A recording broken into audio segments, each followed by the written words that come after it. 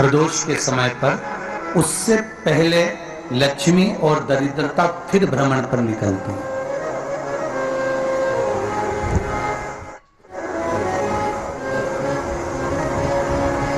शिव भ्रमण कर कर जब वापिस आ जाते हैं, हिंदू धर्म में इसकी जो गणना वराह पुराण में करी गई है, 4 बजे से 7 बजे शिव के भ्रमण का समय बताया है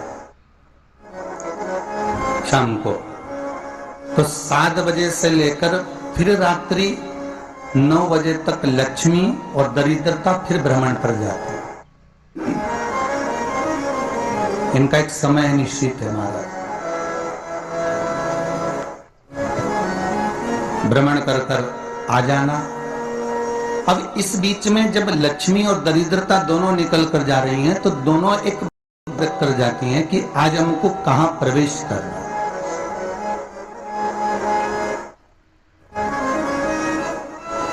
आज हमें किस जगह पर प्रवेश करना है, आज हमें कहां पहुंचना है, आज हमें किस जगह जाना है। और जिस नगर में जिस मार्ग से लक्ष्मी और दरिद्रता निकल कर जाती है, ये दोनों का जब निकलना होता है, इनको स्थान दिया गया जहां पर स्वच्छता हो, घर के दरवाजे पर रंगोली डली हुई हो, द्वार पर जल छिटा गया हो। महाराज, उस द्वार पर लक्ष्मी प्रवेश करती है तो दरिद्रता भी जाने लगती है अंदर। जब दरिद्रता अंदर जाने लगती है तो लक्ष्मी उसको रोक देती है, पहले मैं देखकर आती हूं कि तेरे लिए स्थान है कि नहीं, तू यहां रुक।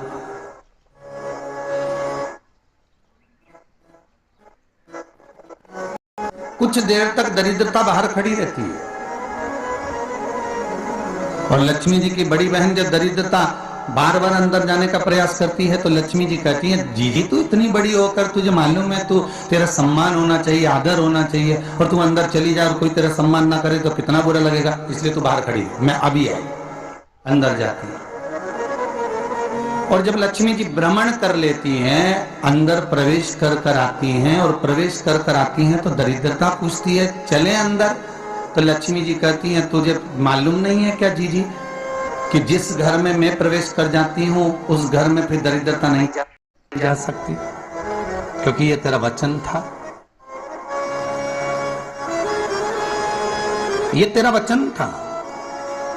अपन दोनों का जब मंगल विवाह हुआ था, मेरा विवाह जब नारायण के साथ में हुआ और तुम्हारा विवाह जब दुस्साह मुनि के साथ हुआ, दरिद्रता का विवाह दुस्साह मुनि, जब अपना दोनों का विवाह हुआ था तो अपन दोनों ने एक वादा करा था कि जिस घर में लक्ष्मी प्रवेश कर जाएगी उस दिन फिर दरिद्रता नहीं जाएगी, और जिस घर में दरिद्रता प्रवेश कर जाएगी उस घर में फिर लक्ष्मी नहीं जाएगी।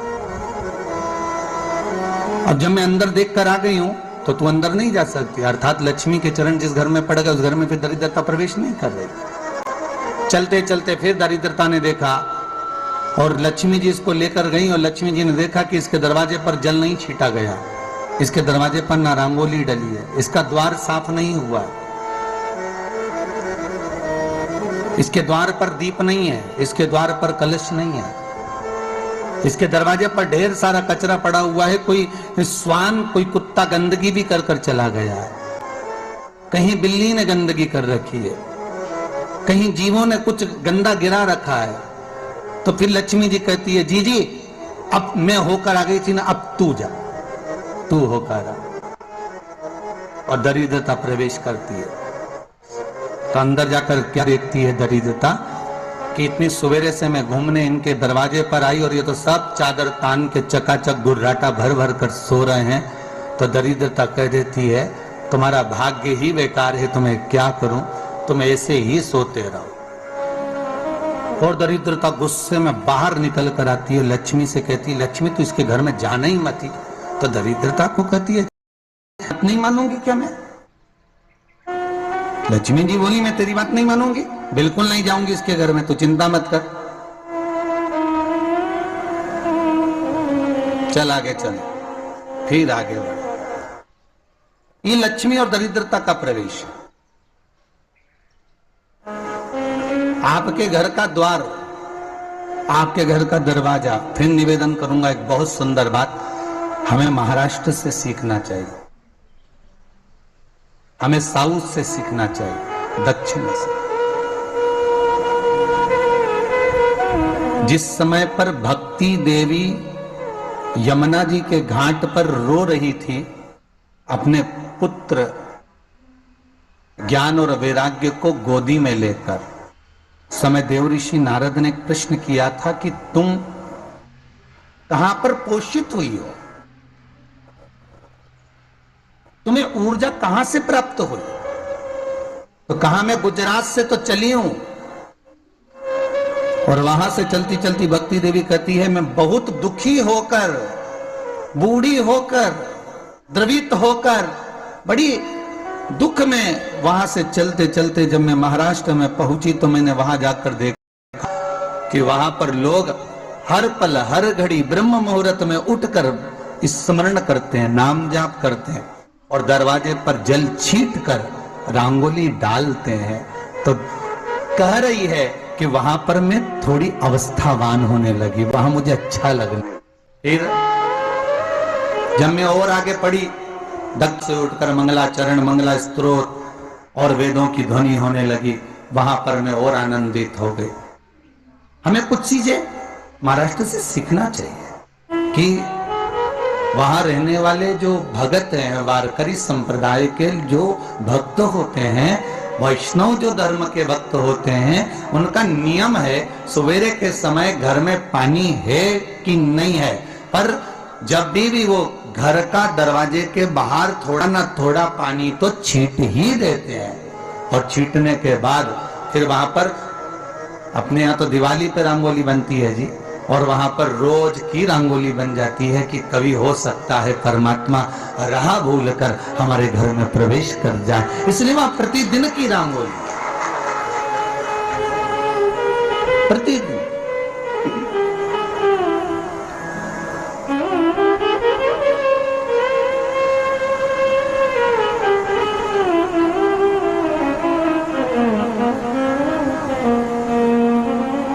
हमें सीखना चाहिए थोड़ा सा। आज के जमाने में तो बहू अपने कमरे की झाड़ू लगा ले, वो ही बहुत बड़ी बात है। हो खड़ी खड़ी बहू ये देखती रहेगी कि नौकरानी सही से झाड़ू लगा रही, वहां से लगा के लाओ, इधर से हेड़ के ले जाओ, से कचरा सोरो, वहां से पोछा लगाओ। खड़ी रहेगी, उंगली से बताती रहेगी, पर इतना नहीं बनेगा कि सेविका से, नौकरानी से, दासी से कह दे कि तू मम्मी पापा के कमरे की लगा ले, मैं मेरे कमरे की लगा लूंगी, तू जा उधर। थोड़ा दया का भाव अगर होता तो उसके मन में भी आता कि मेरी बड़ी सेठानी तो अपनी जगह पर है, पर छोटी तो सेठानी की भी बड़ी सेठानी है जो मुझ पर करुणा करती रहती है। पर बड़ी तो कहे कि बेटा रहने दे, तू उधर ले जा, जब भाभी के कमरे में देख ले जा, उसके बच्चों का बड़ा फैलारा रहता ना, तू उधर देख ले जा, तो जरा उधर, माँ उधर भेज रही है।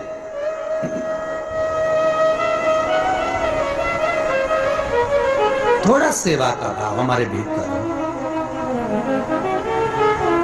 और एक निवेदन तो हमेशा करा है और आज भी करता हूं, पूरे घर की सफाई करवाओ, पूरे घर में तुम पोछा झाड़ू जो चाहे करवाओ, मना नहीं है। पर एक निवेदन है, रसोई घर के अंदर बहू और बेटी ही जाकर भोजन बनाए तो अन्नपूर्णा सदा कृपा करती है महाराज। बहू और बेटी